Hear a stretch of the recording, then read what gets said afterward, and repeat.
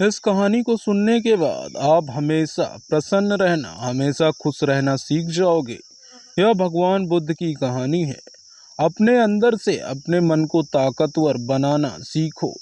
मन को ताकतवर बनाने के असरदार तरीके आज हम आपको बताएंगे, जिससे कि आप बड़े से बड़े सफलता कम से कम समय में हासिल कर सकते हो और सब लोगों से हर क्षेत्र में आगे निकल सकते हो।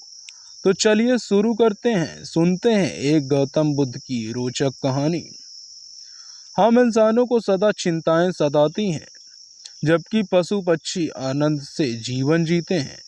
तो आइए जानते हैं इस कहानी को। दोस्तों, उससे पहले यदि आप इस चैनल पर नए हो तो बुद्धा यूट्यूब चैनल को सब्सक्राइब कर लो, क्योंकि आपके एक सब्सक्राइब से हमें मोटिवेशन मिलता है।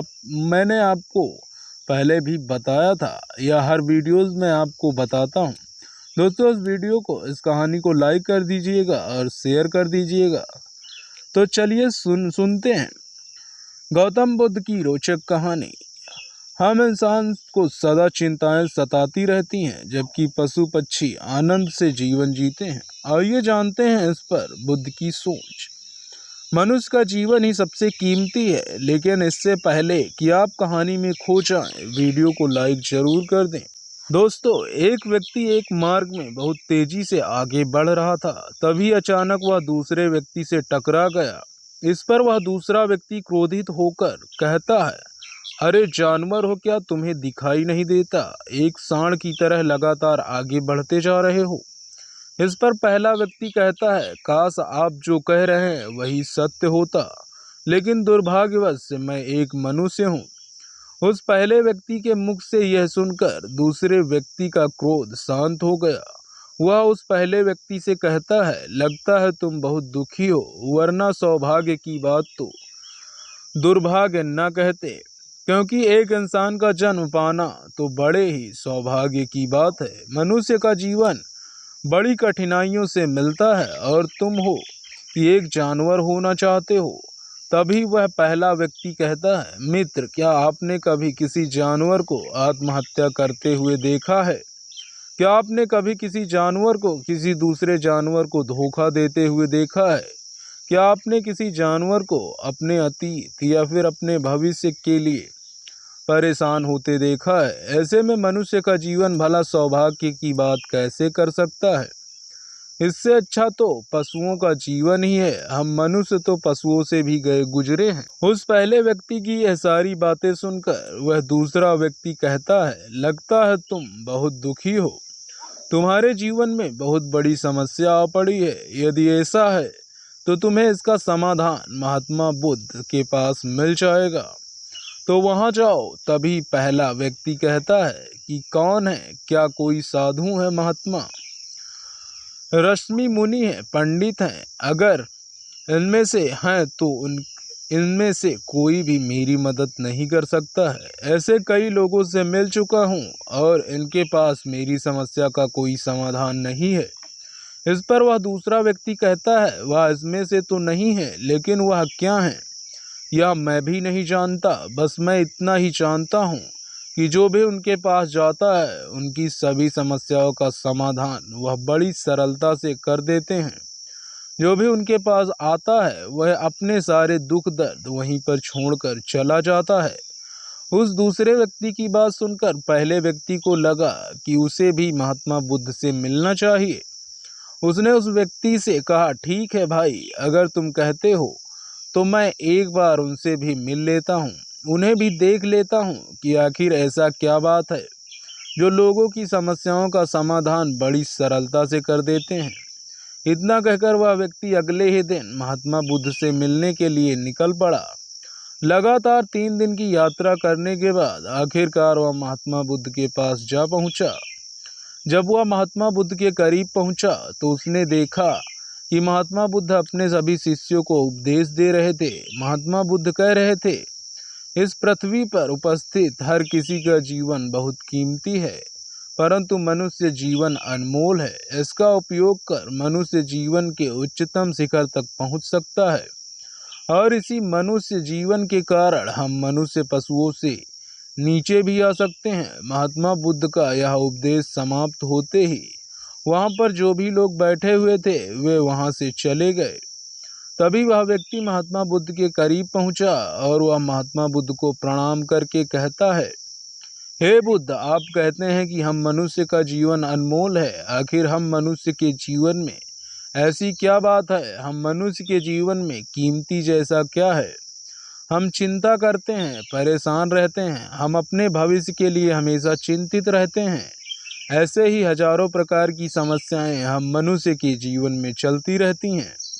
लेकिन आज आप क्या जाने, आप तो एक साधु हैं, आपने तो यह सारी चीजें त्याग दी हैं और इसीलिए शायद आप यह सारी बातें बड़ी आसानी से कह सकते हैं।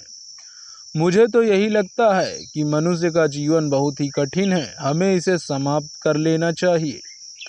आपने कभी किसी पशुओं को देखा है तो वह चिंता करते हैं, ना ही उन्हें किसी तरह की तकलीफ होती है, ना ही वह कोई परेशानी में रहते हैं। वह तो अपना जीवन मौज मस्ती में जीते हैं। ना ही उन्हें अपने भूतकाल की चिंता होती है और ना ही भविष्य की।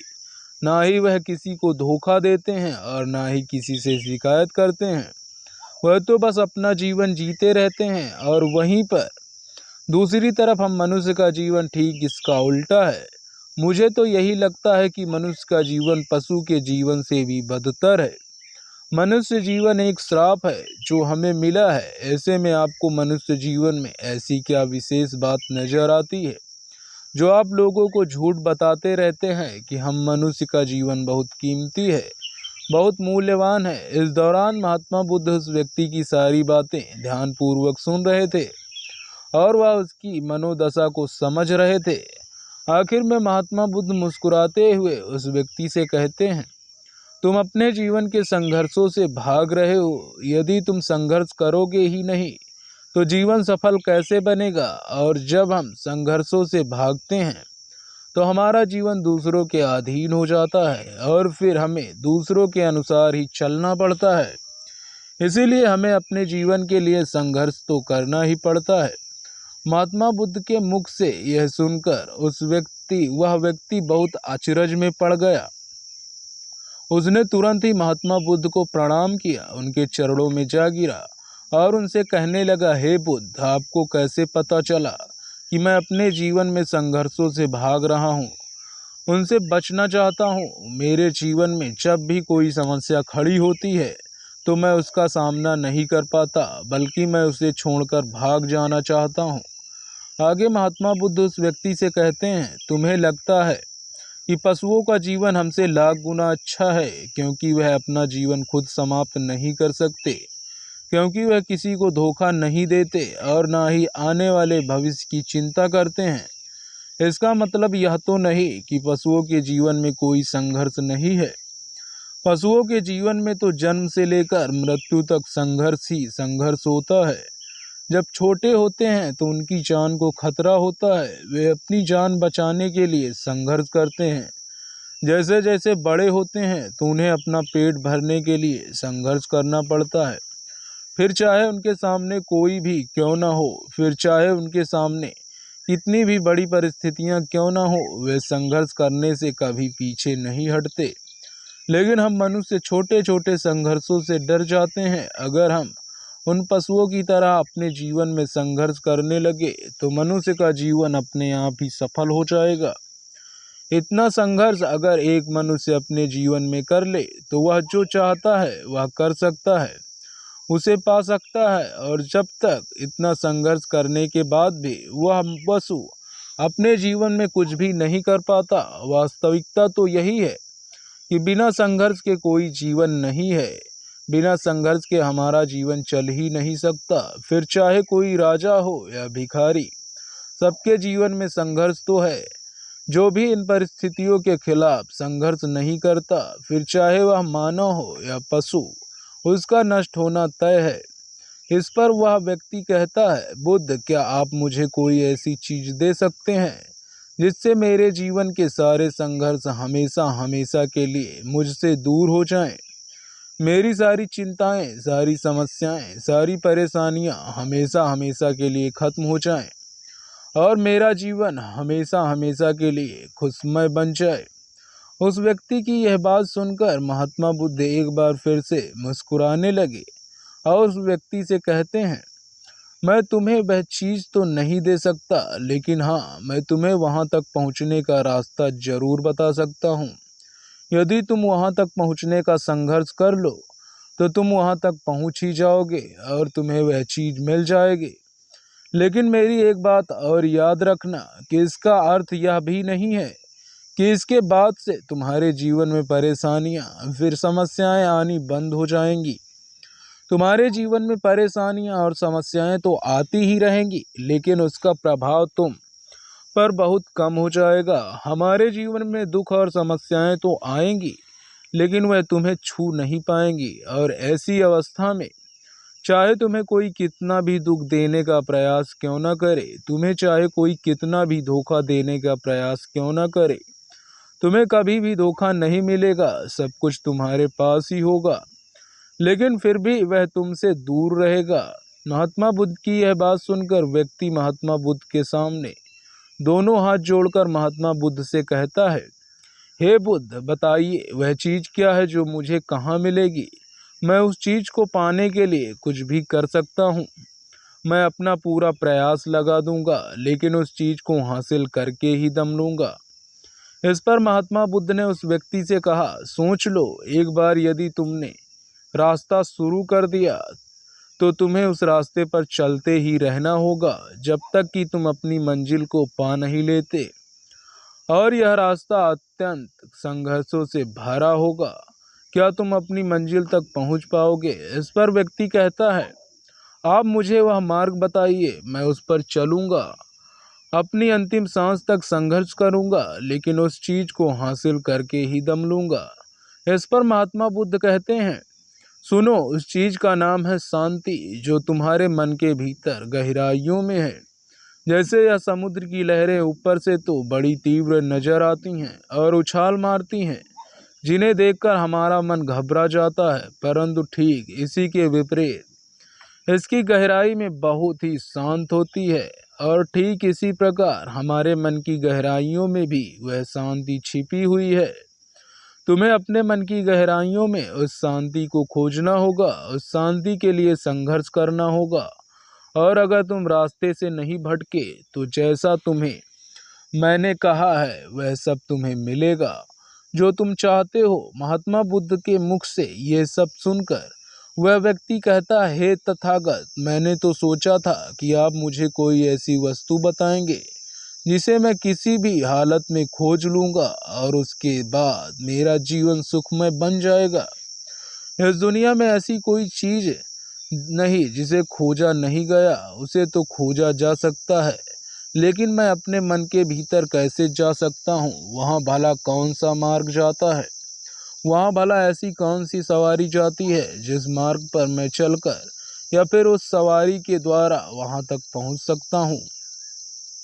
इस पर महात्मा बुद्ध मुस्कुराने लगे और उस व्यक्ति से कहते हैं, वहाँ पर कोई सवारी नहीं जाती और ना ही वहाँ पर मनुष्य पैदल जा सकता है। फिर भी वह मार्ग एक मार्ग है और उस मार्ग पर चलना ही पड़ता है। इस पर वह व्यक्ति कहता है, हे बुद्ध, तो आप मुझे बताएं, मैं उस मार्ग पर चलकर कैसे अपने मन के भीतर की उस शांति को खोज सकता हूँ? इस पर महात्मा बुद्ध ने कहा, इस दुनिया में सबसे शक्तिशाली क्या है? इसका जवाब देते हुए वह व्यक्ति कहता है, हे बुद्ध, इस दुनिया में सबसे शक्तिशाली चक्रवर्ती सम्राट है, जिसके पास असीम शक्ति है, जिसके पास सब कुछ है, उसके पास किसी चीज की कोई कमी नहीं है। इसके जवाब में महात्मा बुद्ध कहते हैं, नहीं, इस दुनिया में सबसे शक्तिशाली चीज है और यही इच्छा इस दुनिया को चला रही है। जो कोई भी कुछ भी कर रहा है वह उसकी इच्छा का ही परिणाम है, उसका कर्म है। सब कुछ उसकी इच्छा के अनुसार ही चल रहा है। जहाँ तक बात है एक चक्रवर्ती सम्राट की, तो एक इच्छा एक चक्रवर्ती सम्राट को भी धूल में मिटा सकती है, और वहीं पर उसी के विपरीत एक इच्छा एक आम इंसान को भी एक चक्रवर्ती सम्राट बनाने में सक्षम है। इस दुनिया में जो कोई भी है, जहाँ कहीं भी है, जिस किसी भी परिस्थिति में है, वह उसकी इच्छा के अनुसार ही है, वह उसकी इच्छा का परिणाम ही है। इसकी इच्छा के बल पर मनुष्य इस जीवन में कुछ भी कर सकता है, लेकिन एक वास्तविकता यह भी है कि मनुष्य अपनी इच्छा पर नियंत्रण नहीं कर पाता, जिस कारण उसके जीवन में वह सब भी घटित होता रहता है जिसकी वह चाहत नहीं रखता। हमारे मन की बुरी इच्छाएं हमारी तरफ बुरी चीजों को खींचती हैं, इसीलिए इच्छा बहुत सोच समझकर करनी चाहिए। हमें अपने जीवन में क्या चाहिए यह केवल हम अपनी इच्छा से ही निर्धारित कर सकते हैं। इस पर वह व्यक्ति कहता है, हे बुद्ध, तो क्या मैं अपने यह इच्छा करूं कि मुझे अपने मन के भीतर की शांति मिल जाए, तो क्या वह मुझे मिल जाएगी? तभी महात्मा बुद्ध कहते हैं, इस दुनिया में सबसे शक्तिशाली इच्छा अवश्य ही है, परंतु फिर भी मनुष्य न जाने अपने जीवन में तरह तरह की इच्छाएं पालता है, लेकिन वह सारी इच्छाएं उसकी पूर्ण नहीं हो पाती।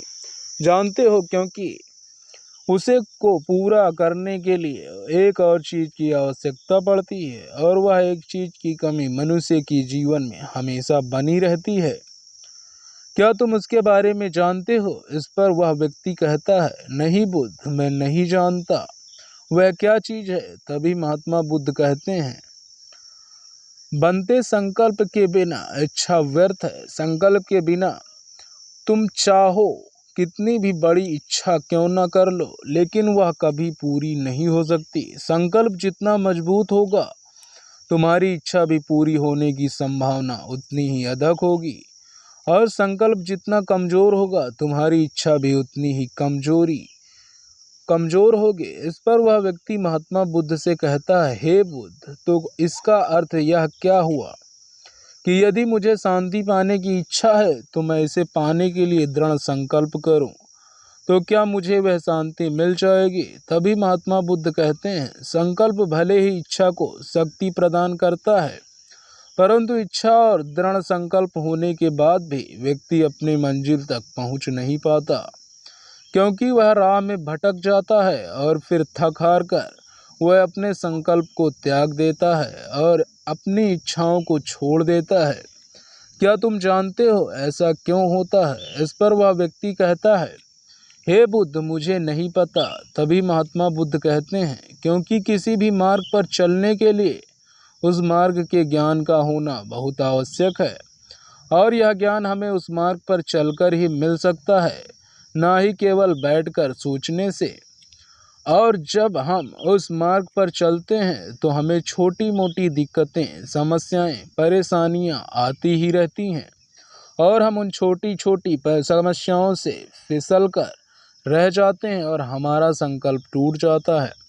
हमारी इच्छा उन छोटी छोटी समस्याओं के सामने कमज़ोर पड़ जाती है और हम उन समस्याओं के सामने घुटने टेक देते हैं, हार मान लेते हैं। हमारा पूरा का पूरा जीवन फिर उन्हीं समस्याओं में इर्द गिर्द घूमता रह जाता है और हमारा पूरा जीवन वहीं पर समाप्त हो जाता है। इस पर व्यक्ति कहता है, हे बुद्ध, मैं आपकी बातों को समझने का बहुत प्रयास कर रहा हूँ, लेकिन मुझे आपकी सारी बातें समझ नहीं आ रही।